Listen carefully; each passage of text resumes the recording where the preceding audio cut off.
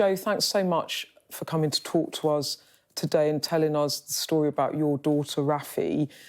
Before we get into what happened, I'd first like to get your reaction to the inquest verdict. The coroner was hugely sympathetic with your case, but had to conclude on the evidence that he had that Raffy was the victim of a road traffic accident and not the victim of an unlawful killing. What's your reaction to that? So, yes, it was disappointing, but we completely understand the decision he had to come to. I mean, he had very limited information to go on, so it was kind of almost expected, really. Do you feel very angry, though, at the failure of the Qatari authorities to provide information and assistance to help that coroner, that, as you said, there was not really much else he could do but to come to that verdict? Yes, they've had many an opportunity. We've approached them continuously. Our advisor, Radziga, has approached them. The coroner has contacted the Qatari authorities for information, and they've completely ignored everybody. And Rad, who's your lawyer, he's written to the Foreign Secretary today. What's he said, and what are you asking them for? Do you want a meeting? Yeah, he's calling for a meeting with the FCDO and James Cleverly to reopen this. We want more information that we know the Qataris have.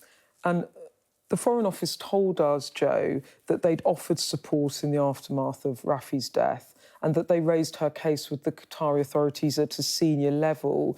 Is that your experience? Do you know any conversations took place? So it was very minimal, and they were basically pushed and forced to ask for questions.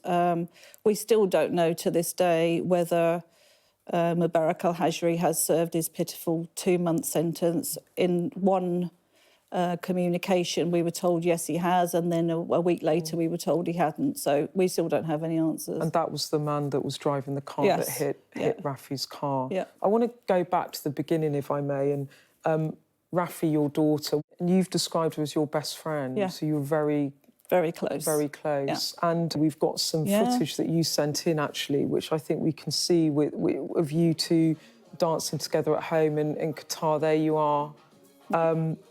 It's lovely to see it, but it must be hard to see it as well. That was our apartment in Qatar. And you spent a lot of time together. You were very close. Yeah, and you did a lot of dancing. Dancing, singing, laughing. She'd find something funny in everything. You and your family are originally from... There you are in the car. We're singing to Sean Paul. Are you doing a bit of carpool karaoke there? Yeah. We loved it. She knew all the words and I'd just make the noises. She looks like she is full. She is brimming with life and having fun, right? She's just an asset to the world. Everybody loved her. Thank you for sharing those videos and showing us, Rafi. You're clearly a very close mum and daughter unit. If we can, let's go back to the 30th of March 2019.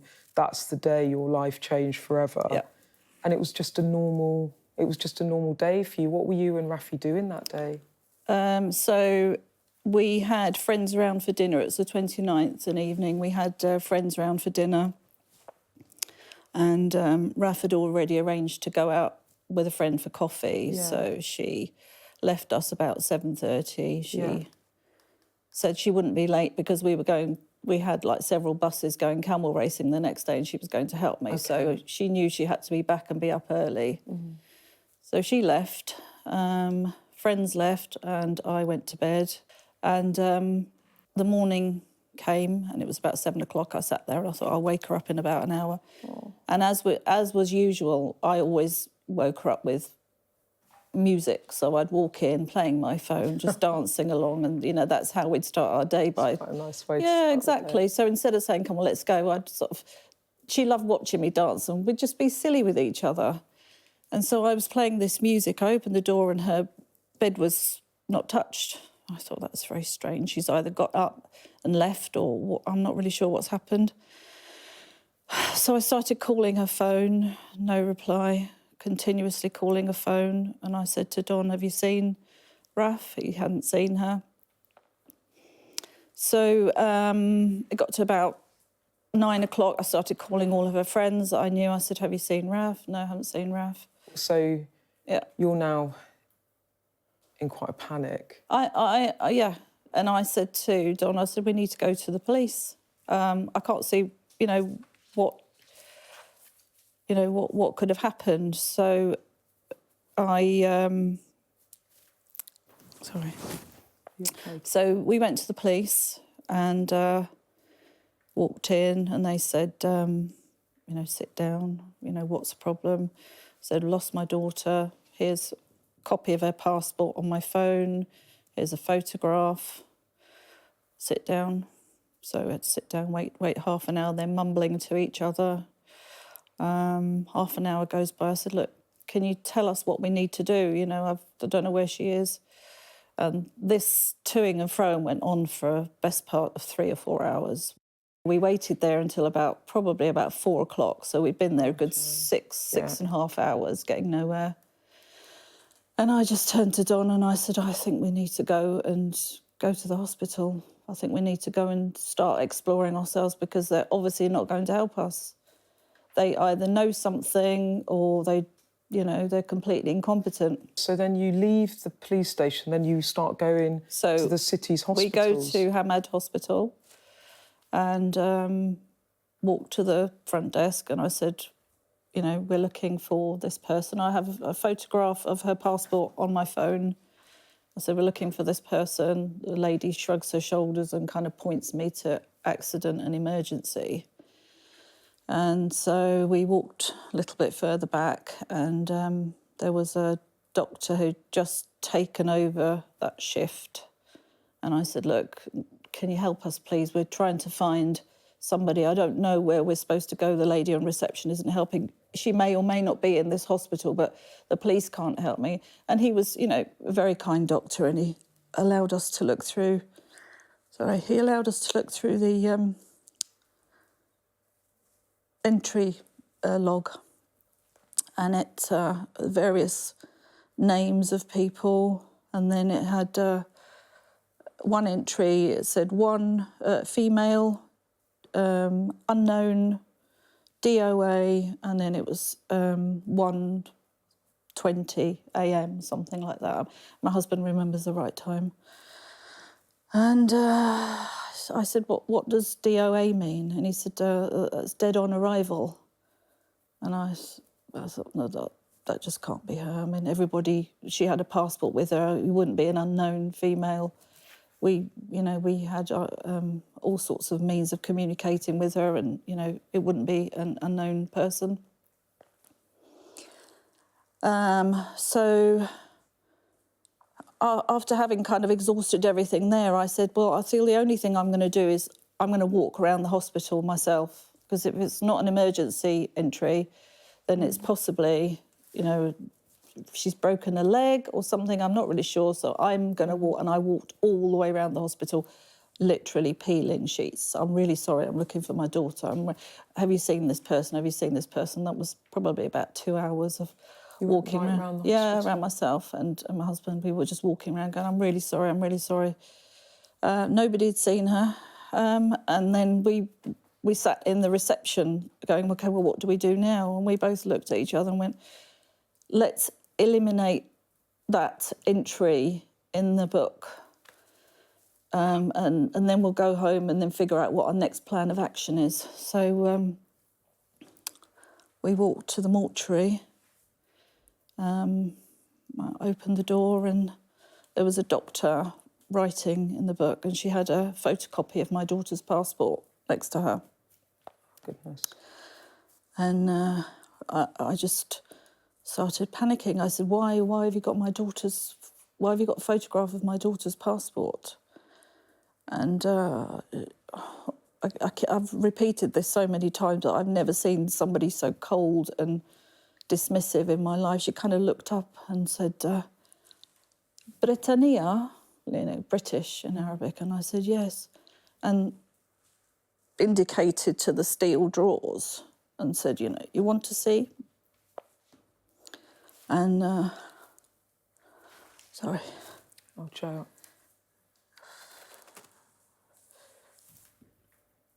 And so she walked us over to the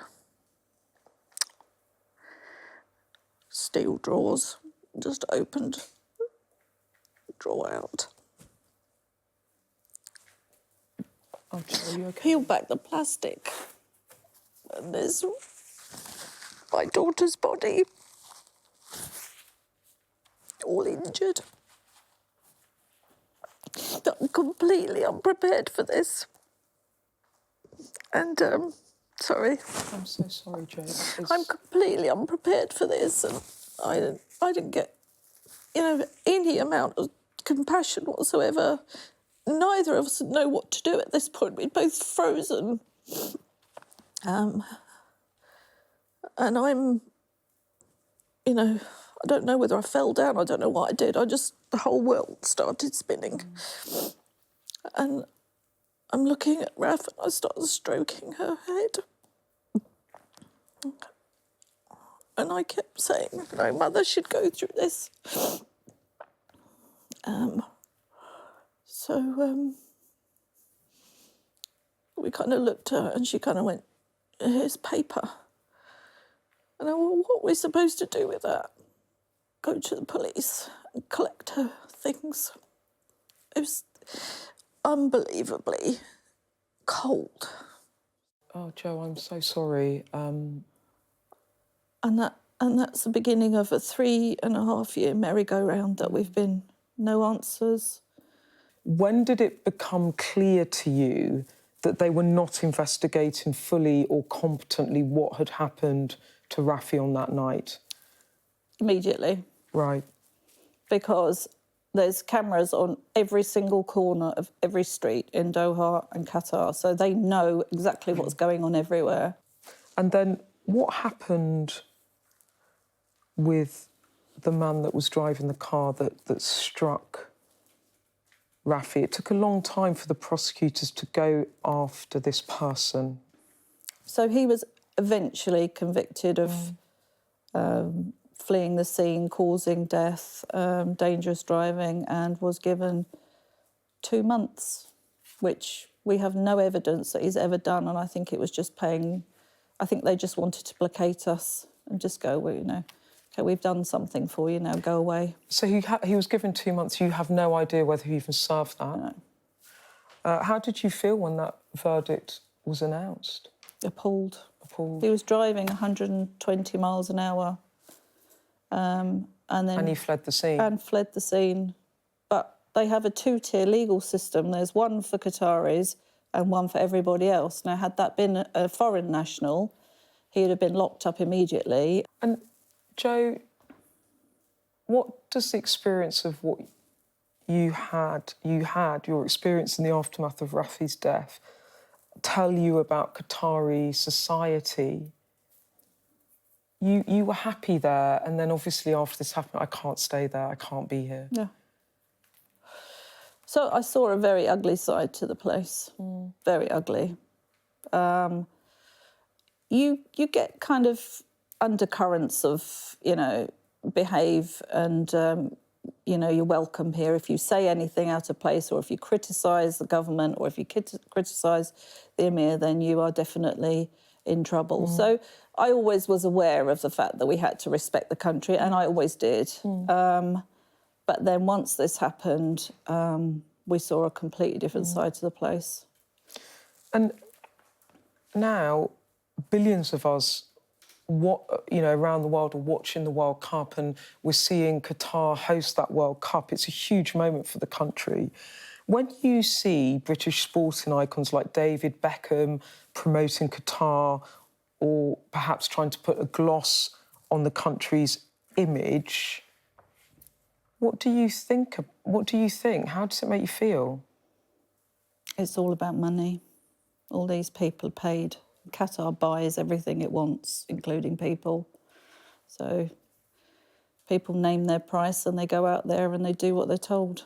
And that's, a lot of expats are being paid quite well and won't speak there as well, because it is all about money. Money talks. If anyone watching this tonight is thinking of visiting the country to see it for themselves, what would your advice to them be? So many people do go and visit and nothing happens to them, but you do need to be aware of certain things that, as somebody who's lived in the country and knew her way around, for us not to be able to get any justice or any form of closure, then I have no idea how anybody visiting would ever be able to get any support. So go there with your eyes wide open. Yeah, I think, you know, we've come to a time in our evolution where we need to kind of call these people to account and go, no, we're not going to tolerate this, you know. You can't do this to people anymore. That's, you know, we're in 2022. We're not in the medieval era where we go around doing what we want to people. Everybody's accountable for their actions. And you can't put on a world event like the World Cup and then expect, you know, people to be treated so appallingly. OK. Well, thank you, Jo. Thank you. I know it's not easy. Thanks for talking to us. Thank you. Thank you. Thank you very much. Jo's story there. Well, we did reach out to the Qatari government and the Qatar embassy in London to get their view on the case, but they did not respond. The Foreign Office, however, told us, we have provided support to the family of a woman who died in Qatar in 2019 and raised her case with the Qatari authorities at a senior level. We stand ready to offer further consular assistance as appropriate.